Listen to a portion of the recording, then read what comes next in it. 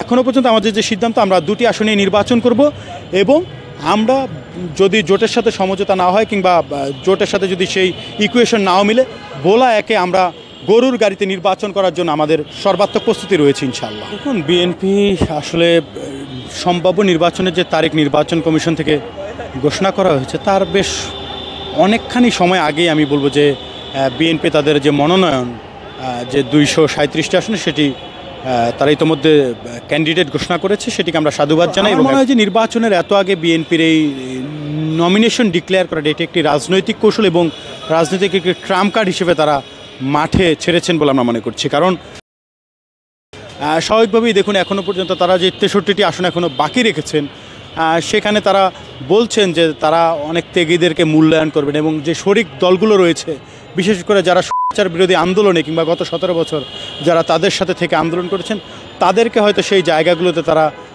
ছাড় দিবেন কিংবা জোটের জন্য তারা ছাড়বেন বলে তারা বলেছেন। তো আমার কাছে মনে হয় যে বিএনপির এ ধরনের কার্যক্রমে ইতিমধ্যে আমরা দেখলাম যে অনেক ত্যাগী নেতাকর্মীরা বাদ পর্যন্ত পড়েছেন। এটি আসলে বোঝা যায় যে বিএনপি চাচ্ছেন যে একটি রাজনৈতিক সরগরম এবং রাজনীতির যে টেম্পু সেটি আসলে মাঠে ছেড়ে দেওয়ার জন্য মূলত এ ধরনের তাদের ক্যান্ডিডেট ডিক্লেয়ার করে এবং রাজনৈতিক প্রচারণায় তারা পুরোদমে নেমে যেতে চাচ্ছেন এবং তারা যে প্রস্তুত, সেটি আমার মনে হয় যে নির্বাচন কমিশনকে একটি বার্তা দিয়েছেন এই তাদের ক্যান্ডিডেট ঘোষণা করার মাধ্যমে। দেখুন, রাজনীতিতে নির্বাচন, একটি জাতীয় নির্বাচনের আগে অনেক ধরনের ইকুয়েশন হয় এবং অনেক ধরনের বার্গেইন হয়, রাজনৈতিক দলগুলোর মধ্যে অনেক দেন দরবার হয়, সমঝোতার বিষয় থাকে, আবার পক্ষে বিপক্ষে অবস্থানের বিষয় থাকে। সুতরাং এটি একটি রাজনৈতিক খেলা যেগুলো আমরা দেখতে পাচ্ছি এবং এটি আসলে পূর্ণাঙ্গরূপ কতখানি ধারণ করবে, কে নির্বাচনে যাবে কে নির্বাচনে যাবে না, সেটি নিশ্চয়ই সময় বলে দিবে।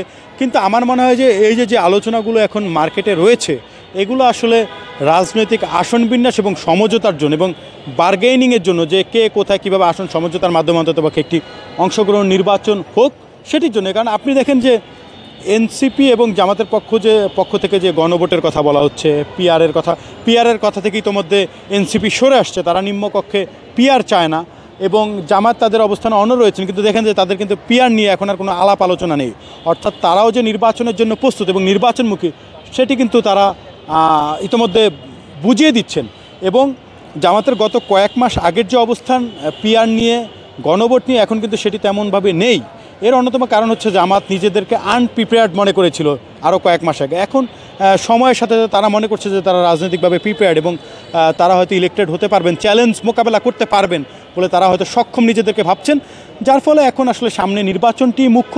এখন নির্বাচনটি কোন প্রক্রিয়ায় হবে, কিভাবে হবে, কবে নাগাদ হবে, সেটি আমার মনে হয় যে একটি মুখ্য বিষয়। আমার যেটি মনে হয় যে এই যে গণভোটের যে বিষয়টি, নির্বাচনের আগে একটি গণভোটের আয়োজন করা এই সরকারের জন্য একটি চ্যালেঞ্জ এবং সেই গণভোটকে কেন্দ্র করে যদি সহিংসতার সৃষ্টি হয়, অনাকাঙ্ক্ষিত ঘটনার সৃষ্টি হয়, রাষ্ট্র যদি হুমকির মুখে পড়ে, সেটির দায়ভার কিন্তু এই সরকারকে নিতে হবে। রহমান পার্থ তথা বিজেপি একটি দীর্ঘদিনের রাজনৈতিক দল, আমাদের রাজনৈতিক পথ চলা প্রায় 25 বছরের বেশি।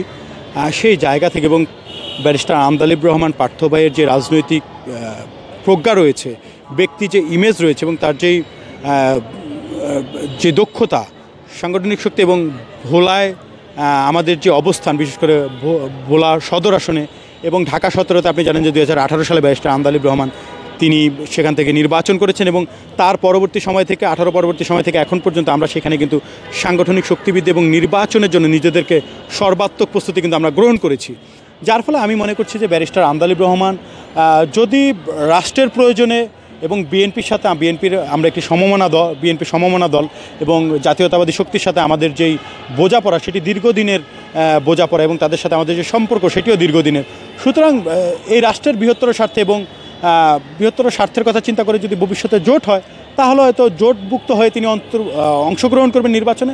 আর যদি সে ধরনের কোনো সমীকরণ না হয়, আমরা এককভাবে ব্যারিস্টার আমদালিব রহমান পার্থ ভাইয়ের সেই ইমেজ, সক্ষমতা রয়েছে যে তিনি এককভাবে নির্বাচন করার এবং নির্বাচিত হওয়ার। দেখুন, ভোলা ব্যারিস্টার আমদালিব রহমান পার্থ ভাইয়ের শেকড়, সেখানে তিনি 2008 সালে সেখান থেকেই তিনি মেম্বার অফ পার্লামেন্ট হয়েছেন এবং তারপরে তার যে বলিষ্ঠ কণ্ঠস্বর সেটি কিন্তু ভোলার মানুষের প্রতি তার একটি একটি আবেগ রয়েছে এবং ভালোবাসা রয়েছে এবং একটি সফট কর্নার কিন্তু তার রয়েছে এবং দায়বদ্ধতাও রয়েছে আমি বলবো। কারণ আজকের আন্দালিব রহমান পার্থকে কিন্তু এই যে জাতি চিনেছে কিন্তু সেই 2008 সালে ভোলার সেই গণমানুষের ভোটের মাধ্যমে। সুতরাং আমি মনে করছি যে ব্যারিস্টার আন্দালিব রহমান পার্থ তার শিকড়কে ভুলে যাবেন এবং তিনি সেখানেও তার সর্বাত্মক প্রস্তুতি নিয়ে রেখেছেন। এখনও পর্যন্ত আমাদের যে সিদ্ধান্ত, আমরা 2টি আসনে নির্বাচন করব এবং আমরা যদি জোটের সাথে সমঝোতা না হয় কিংবা জোটের সাথে যদি সেই ইকুয়েশন নাও মিলে, ভোলা একে আমরা গরুর গাড়িতে নির্বাচন করার জন্য আমাদের সর্বাত্মক প্রস্তুতি রয়েছে ইনশাআল্লাহ।